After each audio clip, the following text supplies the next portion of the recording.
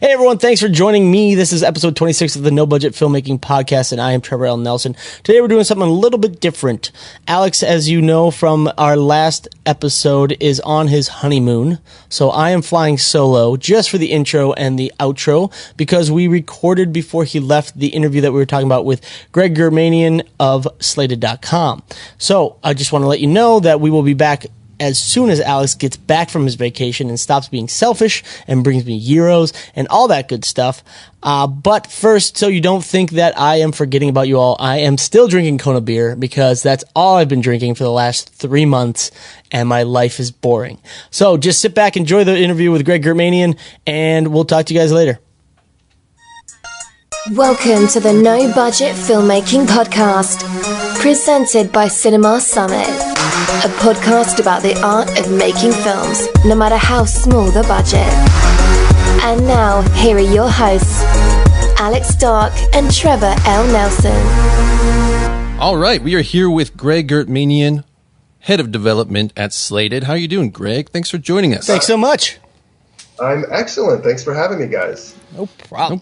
No problem. So, with our guests, we like to... Wait, little disclaimer. Yeah. Alex knows Greg from college, so there'll be some inside jokes that maybe some of you people don't get. I don't know if there will be inside jokes. There will be. I can't remember anything There from back will, then. but, there'll be things that you may not understand. Just go with it, folks. Go with it. They know each other very well. Okay. All right, go into it, Alex. Sorry. All right. Well, with our interviews, we like to... Because there's so many different ways that people go about getting into this industry, it's like there's no real path to get in there. We like to sort of give people an introduction to how you came to be where you're at right now. So what's your background? What got you interested in film? And how did you end up at Slated?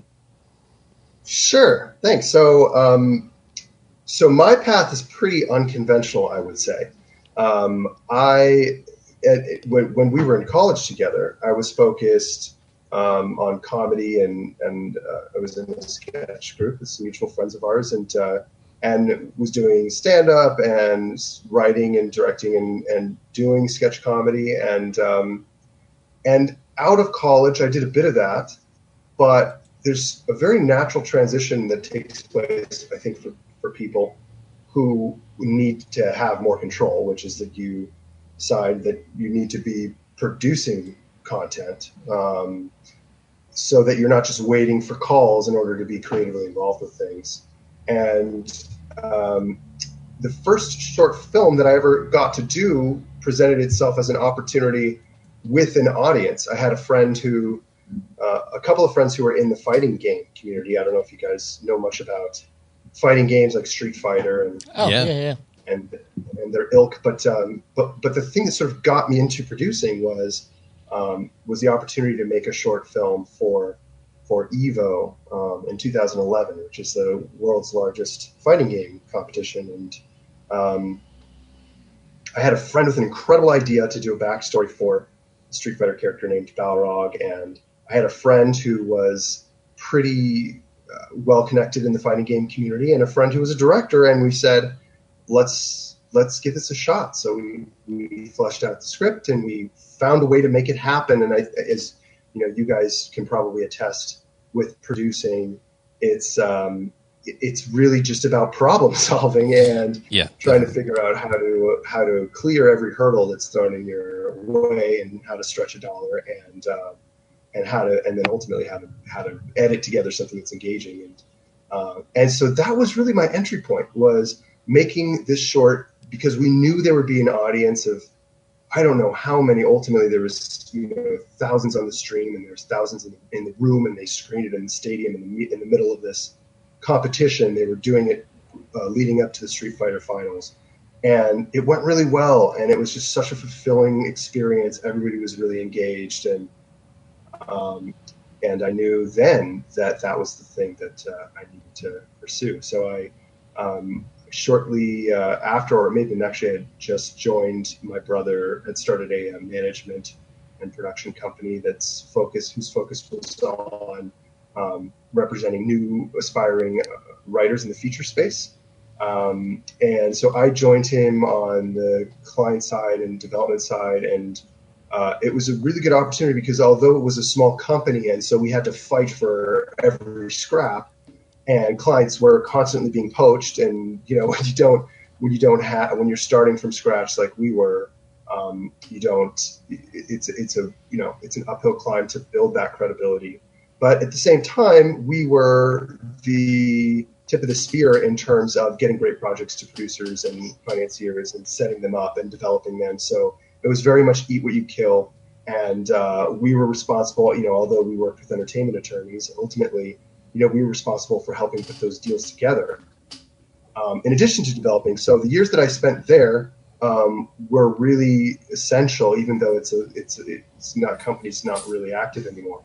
It was essential at learning how to put the deal together and how to put the project together, and helped prepare me for the next chapter, which for me was a company called Spec Scout. So I should say that the management company that my brother founded had a tech component to it. It wasn't just finding clients off the street. It was also using this custom software that he had developed from scratch. He's very smart. Yeah, he had a background in programming, and he also had a background in the studio system, working on various lots. And so he devised this custom sort of development software that allowed us to log into our own database of client scripts and all incoming submissions. And we had a team of our sort of internal interns who were reading the projects, scoring them. And it was after a few years of that we met a guy named Jason Scoggins, who had been publishing the Scoggins Report for a number of years. And the Scoggins Report was, at the time, sort of the annual snapshot of how many spec feature scripts had sold that year and how many pitches had been set up. And so it was sort of a check on the health of the business, and a testament to how well you could do as a spec feature writer, just writing something, on your own and then trying to sell it. And he said, hey, the software you guys have built is fantastic. What if we put up a database that did that for the whole spec market and tracked it in real time? And what if instead of having interns read scripts and randomly, and some scripts getting one read and others getting 12, why don't you have a team that reads everything and gives everything 3 reads every time? And why don't we have a 100-point score that's associated with those reads? And so that was the basis of a product that became my entry point into the business, which is the script score. It was at Spec Scout, that company that we founded with Jason Scoggins, that we were able to track the whole feature spec market for a number of years and see, okay, well, hey, this script score thing actually means something, because the projects with higher script scores are getting more attention. But more importantly, projects with higher script scores, where the 3 people who read on our team think the story is good, those ended up being films that did quite well critically. And so a few years later, in around 2015, when Spec Scout was acquired by Slated, my current company, they made the script scoring system a part of the marketplace on Slated. And I became the head of the story department and film development there. And we were able to use all of that data that we've been acquiring about scoring market specs before they were produced, to see what the correlation is with Rotten Tomatoes and other types of success. And so it's on that foundation, which, I could never have known when we started. Yeah. That would be, so, after 5 years, you'll have scored 10,000 projects and 400 of them will be films, and that will be the product. I could never have known that, but that's exactly what happened. So now, but the whole while I was sort of setting up projects and doing my thing, but really it's the intersection of tech and film development that became my de facto expertise. And now that's what I do for Slated. That's cool. That's awesome. Yeah, it's fair. What year did you start Spec Scout, do you think, if you remember? We started it, I think we hard launched in 2012. And we've been in beta for a little while before that. And, if you're not counting the precursor software, then I would say around 2012. Very cool. Super cool. That's awesome. So before Slated acquired Spec Scout, they didn't have any development aspect to their company, so it was just sort of like finance only at that point? More or less, yeah. So Slated started around 2012 as well. And when they started, it was a closed network place for investors to meet independent film projects. But there weren't, I think at the time of launch, they didn't have any analytics at all. So it was all manually done. In order to be an investor on the platform, or a member of the platform, I should say, you had to be vouched for by 2 existing members. Oof, and and then you could join and view projects. And then in order to have your project on the platform, you had to submit for approval. And there were curators who would look at your project and determine at a glance, I don't know if they would even read the script, whether or not it was worthy of listing. And so that's how the platform started off. I don't think there was even a team score element when it started, meaning that your credits weren't even getting scored. And it was successful to the extent that investors were meeting projects they liked and investing in those projects. So we saw, that there was actually a lot of capital moving from the investors to projects on the platform. But the problem is that without any guiding light, the independent film marketplace is kind of a mess if you don't have any structure in place to help people evaluate what they're doing and build products in a sensible way. So those investments, I don't know that all those films in fact, I know a lot of those films never got released, or they got such a limited release that they didn't stand a chance of recouping. The investments at times were small, and many of those projects are really obscure. So it was a success to the extent that it was a proof of concept for, if you curate projects and you curate investors and the two meet online, something nice can happen. But we realized at that time, or I should say the team before me did, that a lot more needed to happen in terms of how we filter the projects, how the introduction is made, and how those projects are essentially assembled online. Nice. So I think I joined Slated maybe way back then. I don't even remember. Yeah, I think it was before after you had to be curated. Like it was an open. No, I think I had to get. Oh, maybe you vouched for me. That's maybe how I got in. Oh man, are those guys fools? If Alex vouched for me, nice. Beat the system. It's great. This is an exclusive group I'm talking to. Yes, exactly. So would you say now that the development aspect is in there and the financing, like how much data do you think Slated is pulling in? They're kind of tracking all sorts of stuff, and do you think that data is being used or will be used in the future to sort of accurately predict how films will do? Yeah. So there's. I'm in a squeaky chair. I'm going to get out of the squeaky chair. It's just going to keep being a problem. We weren't going to mention what it sounded like, but yes, probably better if you get out of the squeaky chair. I have a squeaky chair too. Thanks, guys. I got a cousin with the real squeaky chair. So in terms of the data, we are doing a few different things. The first is the scoring of credits, and people. So when you become a member of Slated, the first thing you want to do is connect your profile to your credits. And those credits are pulled from various online sources, Studio System and IMDb and elsewhere. And we have a system that algorithmically goes through your credits, looks at the number of films you've been associated with, the roles you're associated with those films in, the box office of those films, and then weights the value of each of those experiences towards your personal credit score on the platform.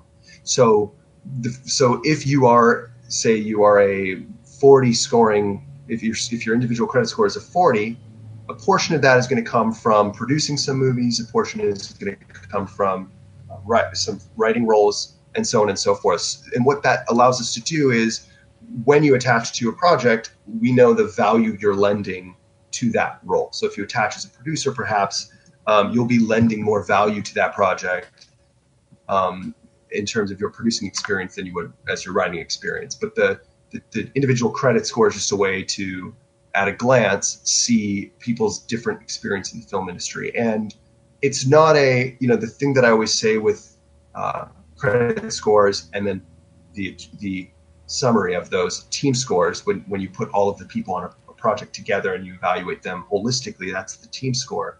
And the ethos there isn't to gate out newbies by any means. In fact, Slated is meant to be an open network that anyone can join and anybody can submit their project on.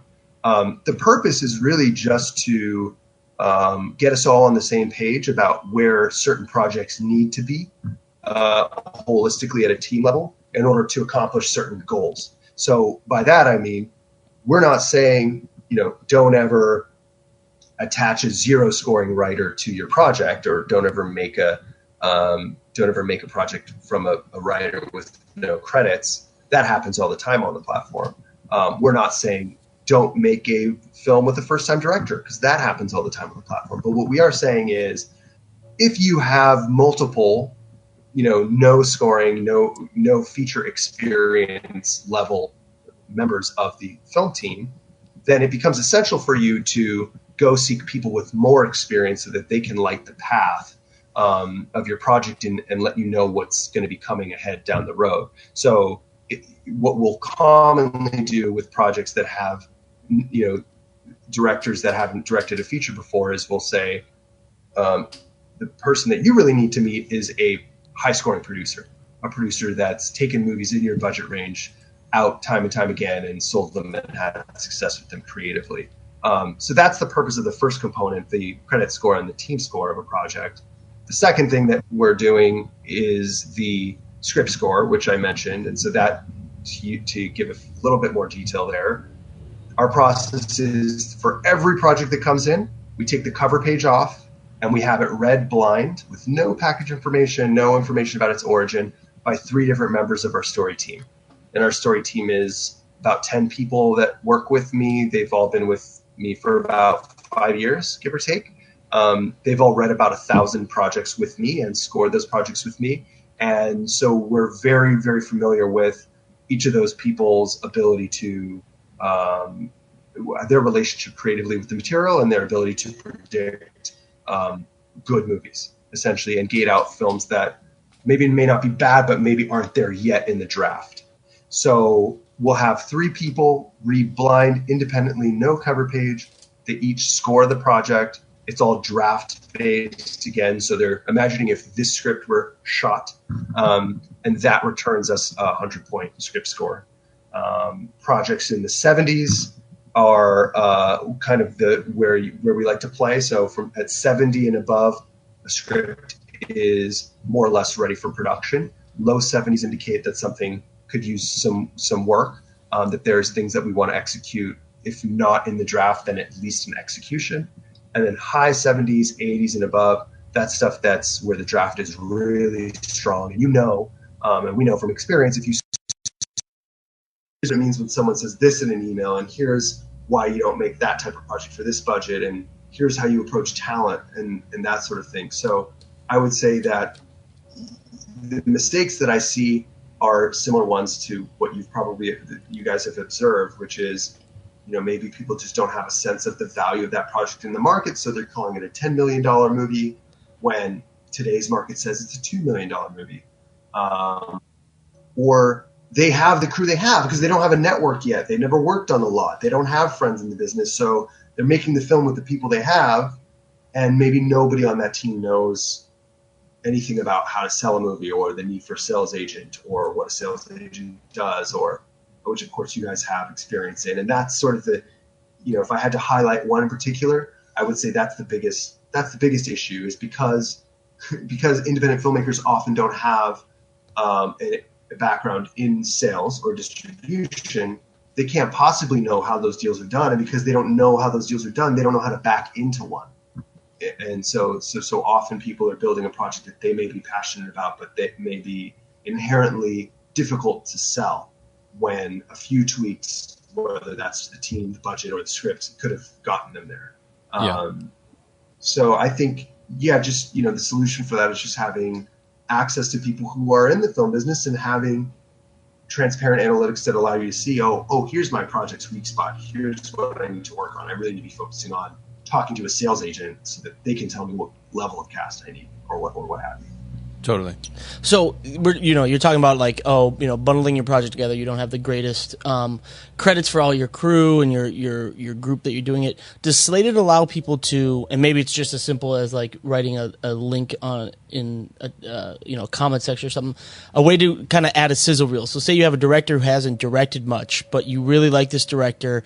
They don't really have a good credit score, but they have a vision that you, as maybe the producer or the writer, really like and really think that they'll be able to, bring it to fruition better than other people you've seen. Can they add sizzle reels into their package, into their project, or is it as simple as just like, hey, here's a link to a YouTube video that I made that is like the sizzle reel for this project?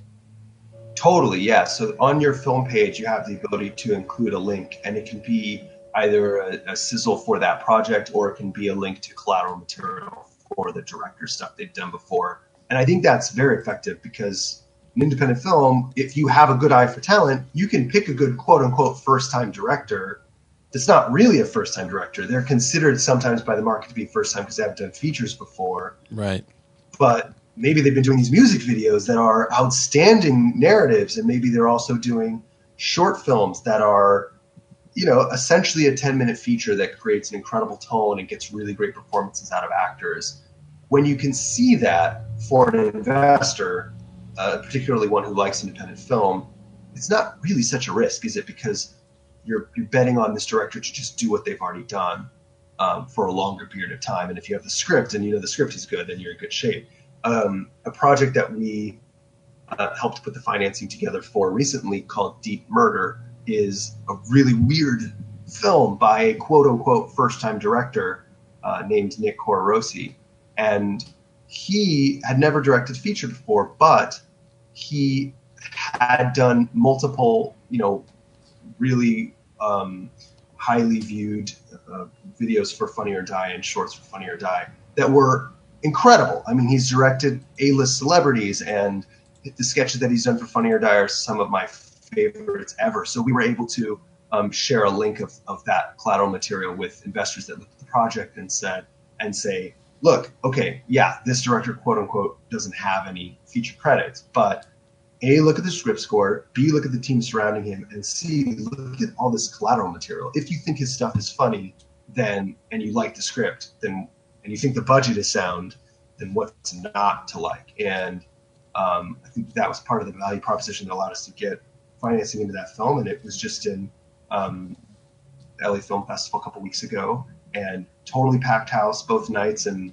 people loved it. And it's it's a film that could only have ever been done independently because the concept is so wacky, and that's the kind of stuff we want to take our risks on and make visible for our investor community. That's awesome. I kind of want to circle back to the script coverage a little bit, just for people who haven't done that before, and are thinking about it, or maybe they have a script they're working on and they want to get coverage and stuff like that.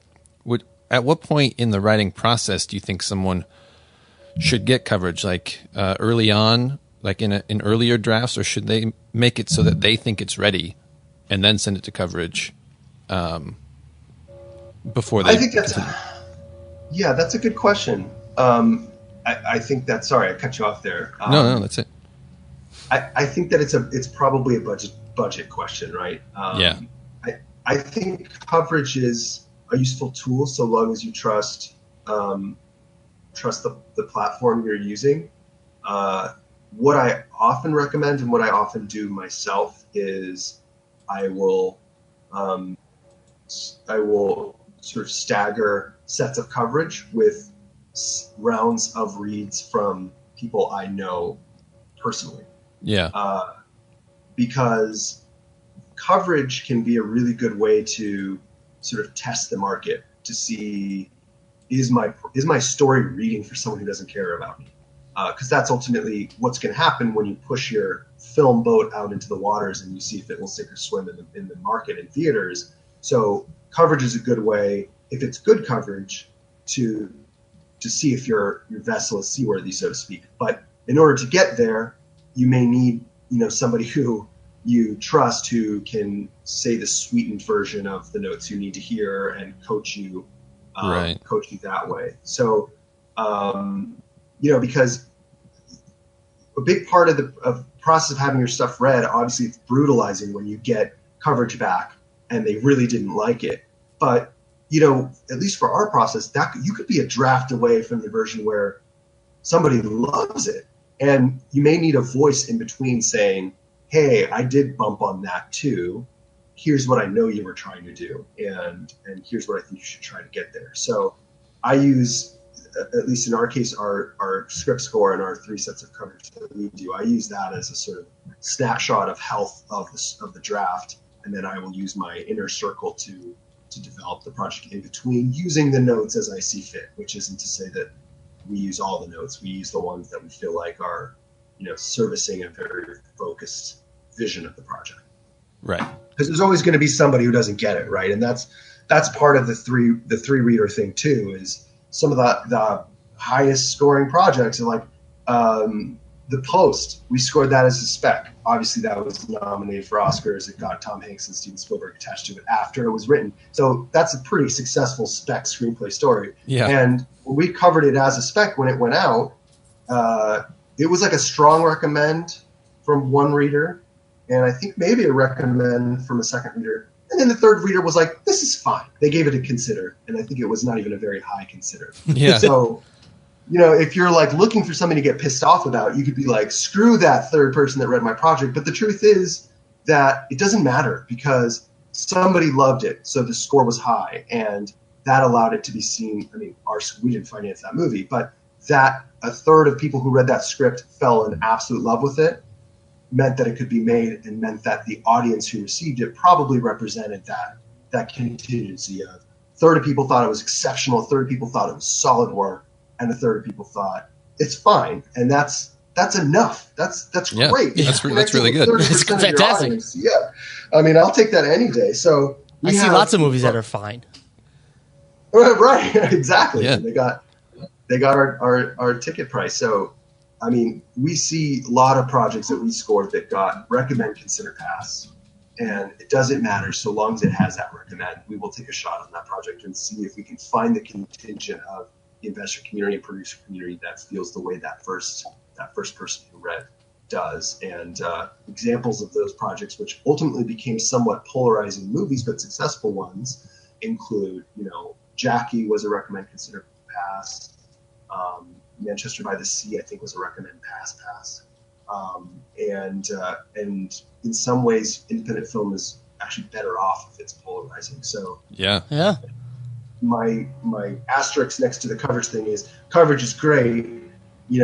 It's a great tool. Don't take it too seriously. There's always going to be somebody who doesn't connect with the material. That's part of the process. You just have to know how to ignore the people who don't get the vision and get your project to that place where it's winning over the people who do. So if you get a script that someone's done coverage and they're getting your services and all that, I will admit I haven't been on Slated as much. Alex has. Do you guys as a company actively search out investors? I know you have a pool of investors who are users of Slated. Or how often is it that you guys are searching out personally as a company for investors for a certain project? And how often is it that this pool of investors are kind of living on Slated.com, find a project that they want that's just kind of like out there in the ether of Slated.com and like, you know what, I want to fund this because I like it? Good question. So our investor community right now is about 2,100 investors and some change. They range in size and activity. So we tend to focus on the upper 600 of those investors that we have the closest relationships with and for whom we know they can invest 100,000 or more per picture. While that may seem like a lot, but it really is sort of the minimum when you consider the average price of a lot of these independent films. Even at a $2 million movie, if you're taking $50,000 investments, you're now trying to sort of amass a community of people putting in 50 grand each for each person. That's probably more money than they can spend, or it's at the limit. And now you're on the hook for so many people that care so much about that 50 grand. So that's not a very appealing proposition for the filmmaker or the investor. No filmmaker who's any good wants to corral, 100 or 50 independent individual people who've given, that share. And so for us, it's about, engaging the higher tier investors and sales agencies, distributors, and institutional investors, family offices, hedge funds, and just normal plain old independent financiers, of which there are many, many, many now. And seeing if we get, if the project resonates with any of them. So that is an existing community. It's one that we're corresponding with on a daily basis. Every project is right for a different subset of that community. And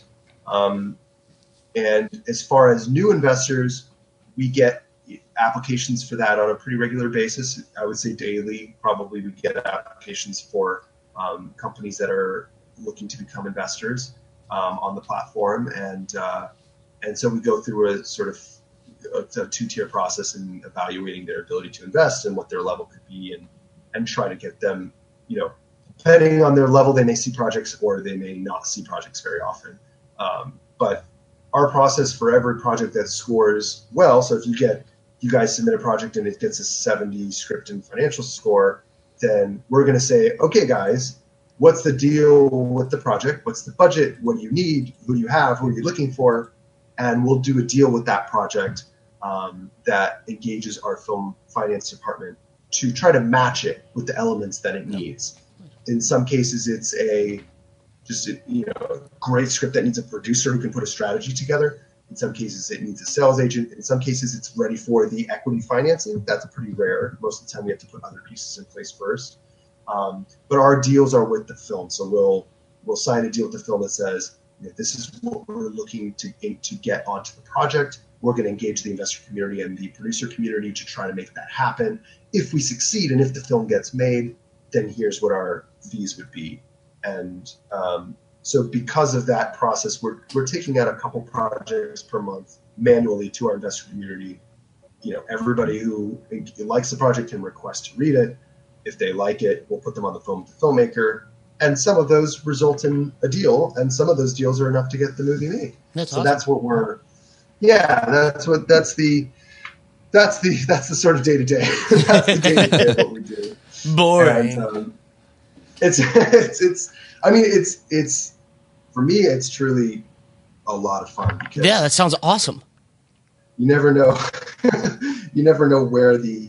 where the next high scoring script is going to come from, and sometimes it comes from the unlikeliest place. And just by setting it up with a producer who gets it, you can be taking something out of the ether and giving it momentum that probably would never have seen momentum before, or otherwise, I should say. So, yeah, it's been fun. And then I should add that next year, I hope, we'll be automating a lot of this too. So, oh wow, regardless of what your project scores, you'll have some matches available to you, even if you haven't done a deal with the film finance team, so that you can go out there on your own and match with investors who've said, you know what, I will take a flyer on projects with a 60 and above script score. That's cool. Yeah. That's really cool. Directly.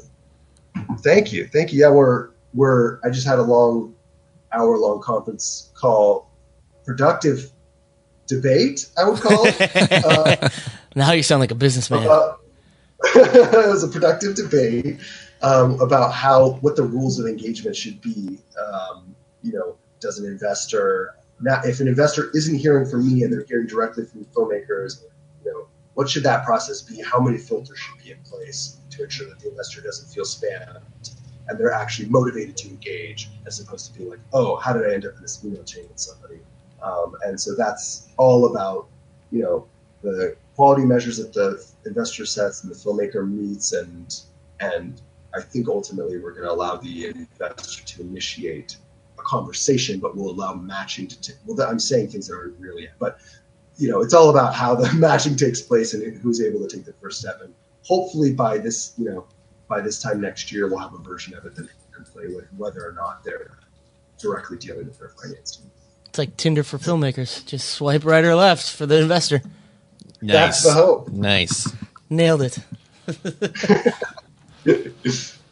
Let's see. Oh yeah. So do you find that particular types of projects do better on Slated? Are there any patterns that you've noticed over the years working there of projects that seem to excel compared to others? And second part question, similar.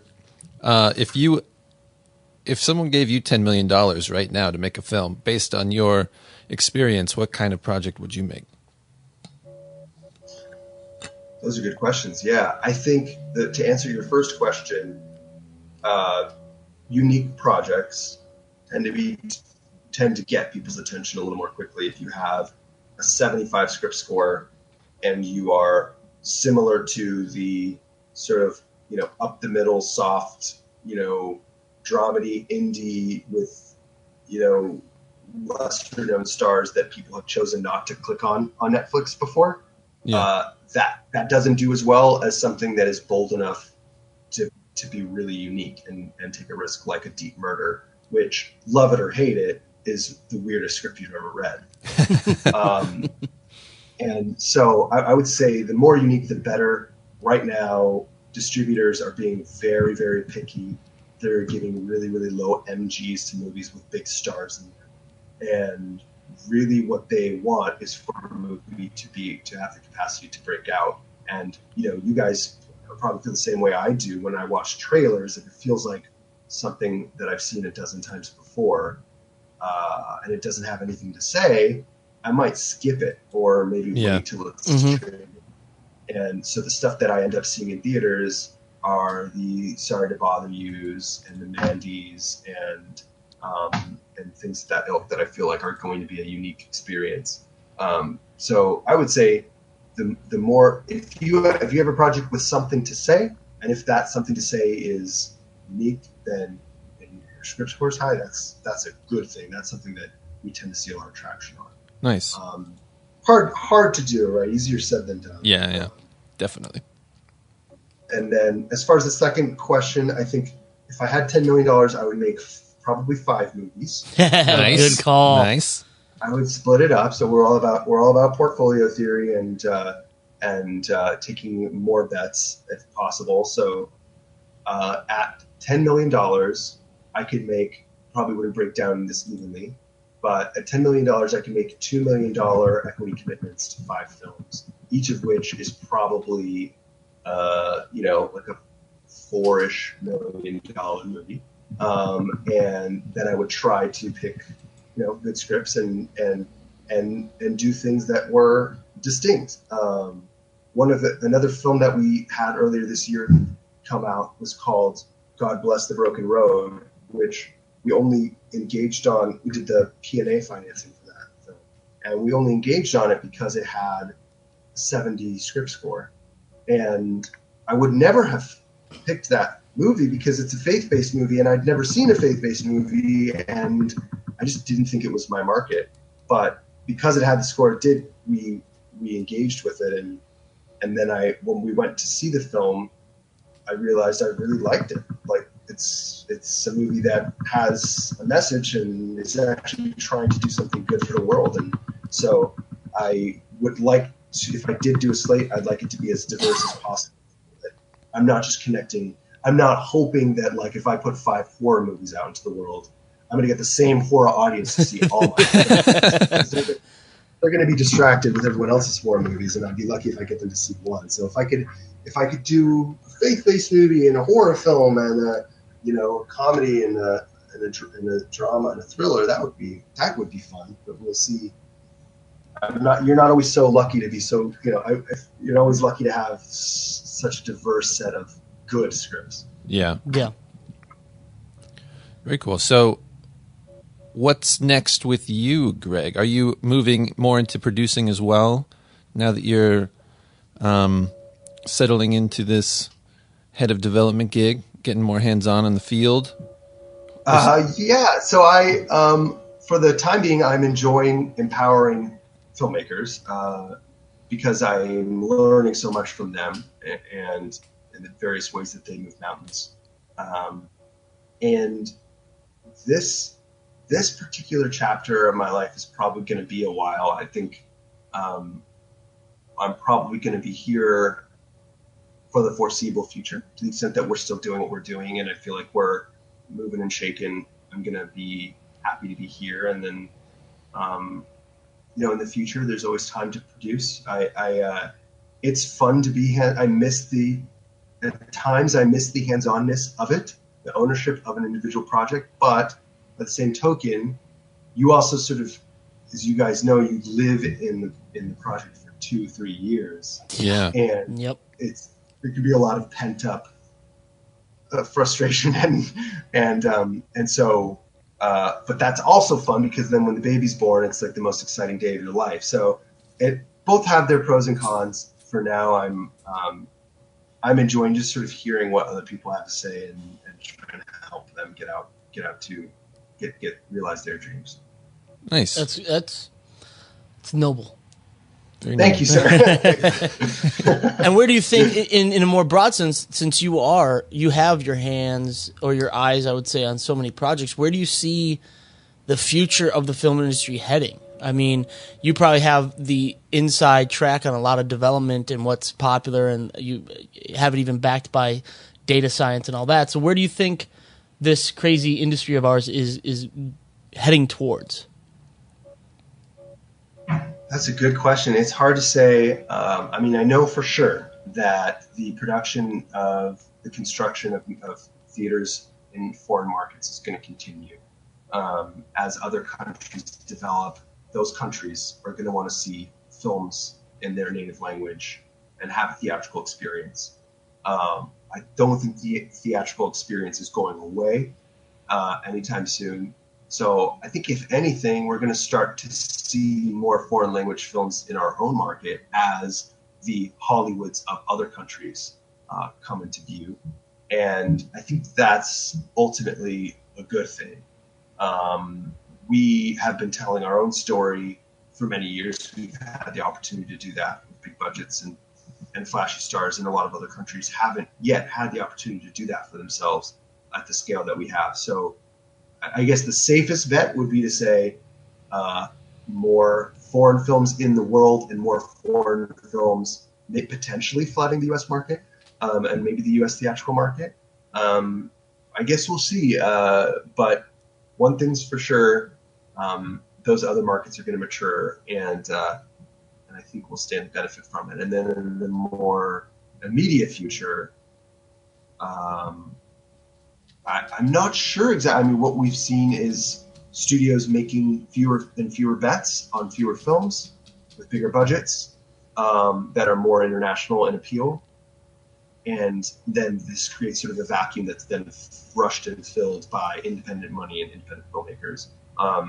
So I see that continuing.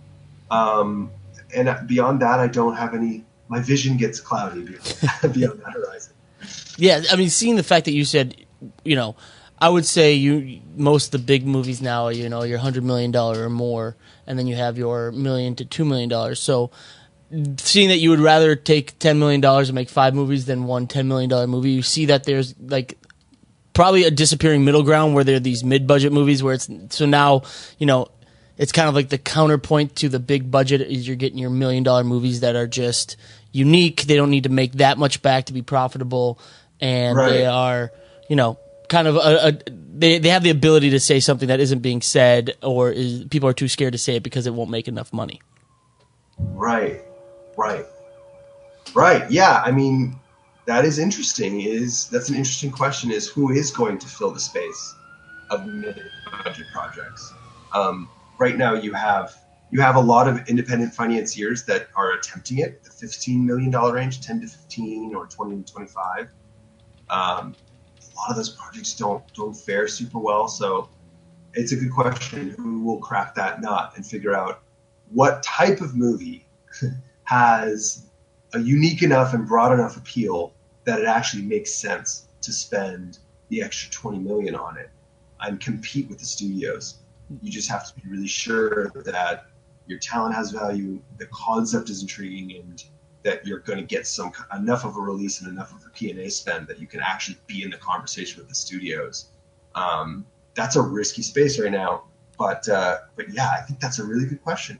Who's going to be how will that problem who's going to be the one to come along and solve that problem time and time again? So that will be interesting to see. You had mentioned Mandy, and me and Alex have yet to see it, and that is on my list of like #1 movies to see. Yeah. I don't know. Do you know what the budget for Mandy was? I have heard it and forgotten. Okay, excellent, fantastic. I've heard it and forgotten, but I don't think it was. It may have been in that space. I'm just guessing. Okay. It may have been 10-ish. I'm just guessing. I don't really recall. Yeah. I mean, I think that is like, of any movie that's coming out now, I think that is a perfect idea of something that's unique and couldn't be made if they were worried about losing money because it's a huge budget. I mean, granted, I don't know what Nick Cage is going for these days. He has money woes, so he might be going the way of Busey and all them and taking any project he can. That being said, I hear he does a great performance, but it's kind of like that kind of, to me, jumps out since you mentioned it, and since we're talking about like there's no $20 million to $30 million movie. If that was 10, that's kind of like the perfect movie that you would think that Nick Cage would be able to pull in like $10 million on a movie that's even in theaters but also video on demand. Yeah, not only that, but it'll probably, over the course of many years, as it gains some crazy cult status because it's so out there. Again, I don't know, I haven't seen it, but I just have high expectations for it. I imagine it'll make plenty of money over time. Have you seen it? Have I? Yes. Yeah. Everything it lives up to. Does it live up to everything that everyone's talking about? I went in totally cold. I didn't know anything about it. I didn't know anything about it. I saw it at a festival, and I went in totally cold, and it was I mean, it was an incredible experience, and yes, it's so funny because we saw a screening of Panos's other movie, Beyond the Black Rainbow. And visually, we saw it at USC actually, and visually it was great, and the story was a little weird and kind of went off the hinges at the end. But then when we saw this, we're like, wait, this is Nick Cage. The story seems to be legit, and it has the visuals of Beyond the Black Rainbow. We were like completely sold. We were like, why aren't there more movies like this? Like, just give me Nicolas Cage with a battle axe sword or whatever you want to call it, and I will go give them all my money. Yeah, exactly. And the performances are just so strange. Yes. But yes. I don't know if the story adds up. I don't know if it makes any sense at all, but Good. Fantastic. Would that have been something that Slated would have been like, hey, guess what? You know what? We've got that seems to be the kind of movie that if it had like coverage, there'd be one person be like, I'm so sold on this. There'd be another person be like, it's fine. And then another person be like, I hated this. And it's like, that just seems like something that doesn't even get through Slated. Like, there's some movies out there that just, I don't know how they get funding. Oh, totally. Yeah. I don't know. It's such a good question. We have had projects like that where all three people passed. They were like, what is this? Because we removed the context. And so nobody can say to that person, this is Panos' last movie and Nick Cage is attached. They're just reading the story blind. Right, yeah. So we have had, it's very few in the data set, but we've had a few projects that have gotten passes and they didn't qualify. And I mean, if we didn't have any blips like that, then something would be wrong. Sure. You got to be wrong sometimes, and I often think like what a fantastic experiment it would be to take a couple of 52 scoring scripts and just throw the most visionary producer and talented actor at it possible and see what we can do. I have projects that have scored in the 40s that I'm in love with because they're so weird and they don't make any sense. And and I want someone to make it. So I hope maybe that was the experience that they had. And it would be fun to see. That movie from the guy who had done a bunch of stuff for Funny or Die.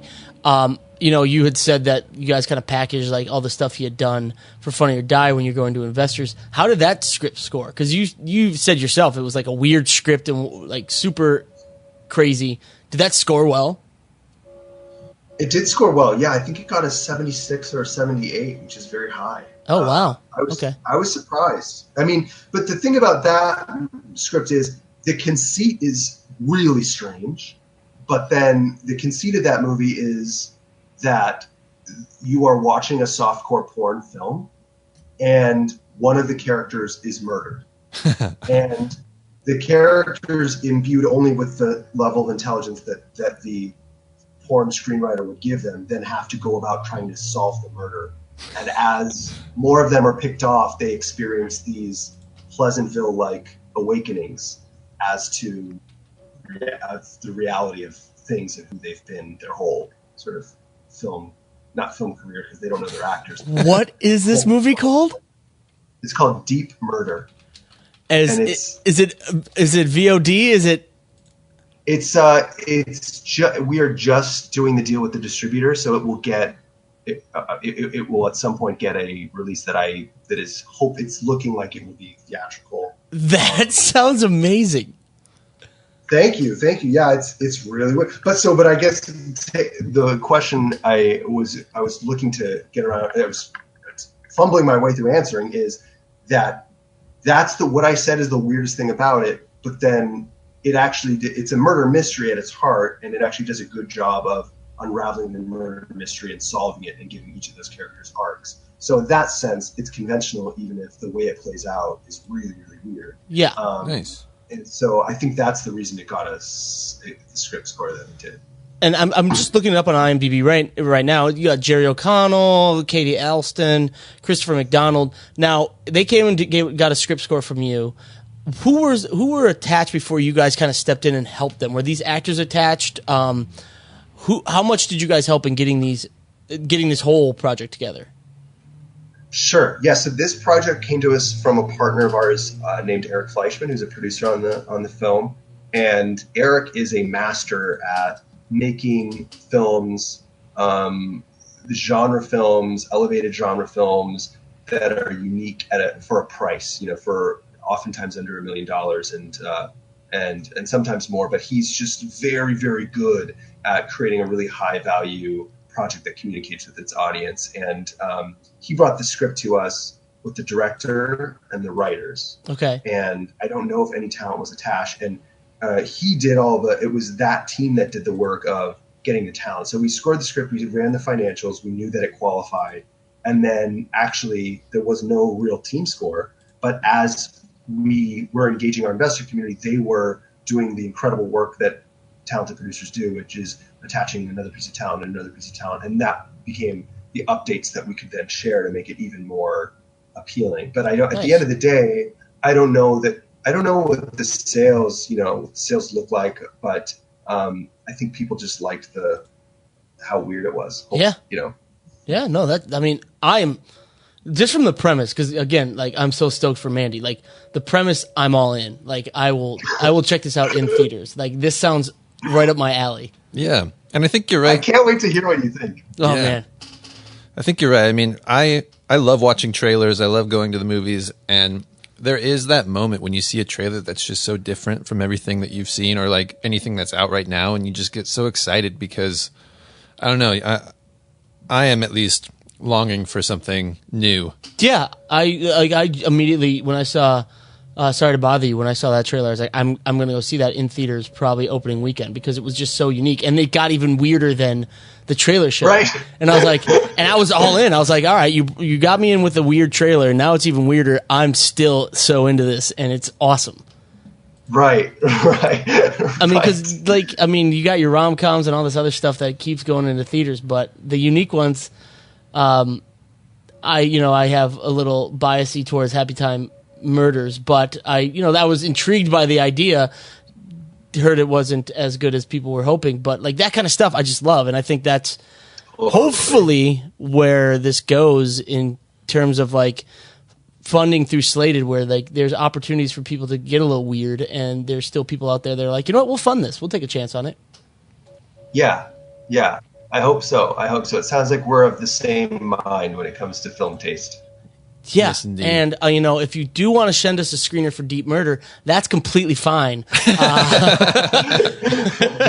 Because I don't want to have to wait. This sounds amazing. Well, thank you so much. Yeah, when we get into that promotional stage, I would love to do that. We would love to interview the director. We just need to see the movie first. Yeah. Nice. That's it for my questions. Alex, you have anything to follow up on? I just had one. This is like a totally random question out of the blue. Just kind of like a little bit more of like I guess a practical takeaway for some people who are writing scripts right now. Sure. And a little bit of I think a debate maybe that people have, or just, people have different opinions about stuff. So I'm just curious about your opinion in terms of pitches.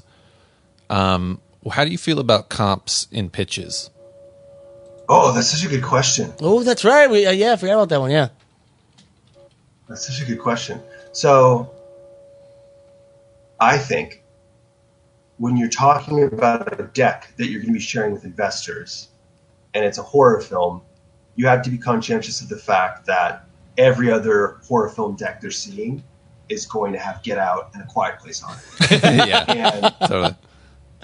So you don't want to put those two in. And this is, October of 2018. Those are the two that are in every deck right now. But there'll be whatever it is for whatever time it is. There's going to be films. So I think when it comes to picking your own comps for financial performance, that is inherently a flawed process, because you're going to want to pick the breakout movies that your film is likely not going to be like. Yeah. So that's a tricky proposition, but I think tonal comps are something that everybody appreciates.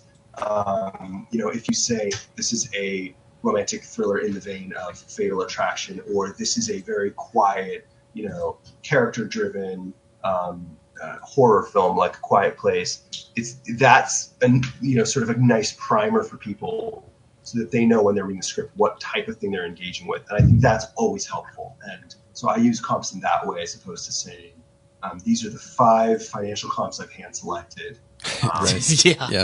Ignoring the other 10,000. Totally. This one happens to be from the 90s. Don't mind that. Right. Exactly. Yeah. We've seen that, and that's, that is why I think, whereas reading scripts needs to be done by human beings because it's about human connection, financial projections and comps-based analysis should be done algorithmically because it can speak to a database of projects you're not thinking of. You wouldn't know what the fates of all those movies are until you actually, on average, what your project could do. So that in that case, in terms of the financial conversation, I would advocate for some kind of a more robust financial analysis, and then give them the tonal comp and let them engage with the material and go from there. Awesome. Cool. Thanks so much for joining us, yeah, Greg. Appreciate it. This was a great conversation. Man, it was my pleasure. Yes, this was so much fun. Thank you guys for having me, and let's keep chatting. Hopefully I can share. Hopefully we'll have some more news on the release of Deep Murder Fantastic. soon, and maybe we can all go together. All right. Sounds awesome. Yeah. And if anyone wants to get information about Slated, they should go to slated.com, yes? Yes, indeed. Yeah, slated.com. There's a success lander where you can see all the movies that we've helped put together packaging and financing for. And it really takes a minute and a half, I think, to sign up. No time at all. You'll need a profile picture handy, but that's the hardest it gets. And from there, you can get started. You can upload your project. If you have any questions, as everyone does, you can click in the bottom right, chat with our customer service person. We are here for you. Awesome, man. Thanks so much. All right, that's going to do it again for this episode. I want to thank Greg Gertmenian again one more time for his informative interview. Slated is a really cool interface. It's a really good service. If you are an aspiring filmmaker and kind of want to get some feedback on your scripts, feedback on your projects, and even, go one step further and start getting it into pre-production, trying to find funding, definitely check out Slated.com. Like Greg said, it's easy to sign up. There are paid services, so you may have to pay a little bit, but if you're just trying to figure out if that script of yours is worth pursuing, it's definitely worth it. So check it out, slated.com. Me and Alex are on there. We always put up projects and see if we can get funding if somebody's dumb enough to give us money. But check it out. And thank you for joining us. You can get the show notes for this episode by visiting nobudgetfilmmaking.com, episode 26. Don't forget to hop on over to iTunes and subscribe to our podcast. While you are there, give us a 5-star rating if you feel so inclined. If you have any filmmaking questions, ask away in the comments section and we will try to answer them. Also, like our Facebook page and follow us on Instagram at Cinema Summit. And I promise next time we do this, it won't just be my annoying voice. Alex's annoying voice will be here as well. So we'll talk to you guys next time. Thanks. Peace.